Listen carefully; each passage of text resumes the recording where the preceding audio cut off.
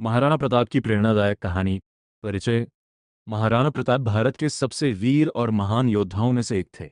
उनका जन्म 9 मई 1540 को राजस्थान के कुंभलगढ़ किले में हुआ था। वे मेवाड़ के राजा थे और अपनी वीरता, स्वाभिमान और देशभक्ति के लिए आज भी याद किए जाते हैं।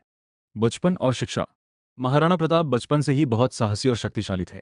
उन्हें घुड़सवारी, तलवारबाजी और युद्ध कला में विशेष रुचि थी। उनकी माता का नाम जयवंताबाई था। बचपन से ही उन्होंने मातृभूमि की रक्षा करने की शपथ ली थी।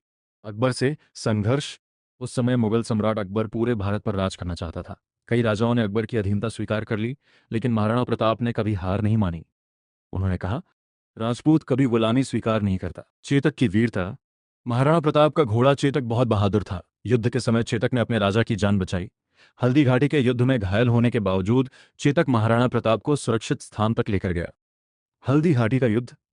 1576 में हल्दी घाटी का प्रसिद्ध युद्ध हुआ। ये युद्ध महाराणा प्रताप और मुगल सेना के बीच लड़ा गया। हालांकि सेना कम थी, फिर भी महाराणा प्रताप ने अद्भुत वीरता दिखाई। जंगलों में संघर्ष। युद्ध के बाद महाराणा प्रताप ने कई वर्षों तक जंगलों और पहाड़ों में रहकर संघर्ष किया। उन्होंने कठिन परिस्थितियों में भी हार नहीं मानी और मेवाड़ की स्वतंत्रता के लिए लगातार लड़ते रहे। मेवाड़ की पुनः विजय। धीरे धीरे महाराणा प्रताप ने मेवाड़ के कई हिस्सों को वापस जीत लिया। उन्होंने अपने राज्य को फिर से मजबूत। मृत्यु। 19 जनवरी 1597 को महाराणा प्रताप का निधन हो गया, लेकिन उनका साहस और बलिदान आज भी करोड़ों लोगों को प्रेरणा देता है। महाराणा प्रताप से सीख। कभी हार मत मानो। स्वाभिमान सबसे बड़ा होता है। देश और धर्म की रक्षा करनी चाहिए। कठिन समय में भी साहस रखना चाहिए। पाठ।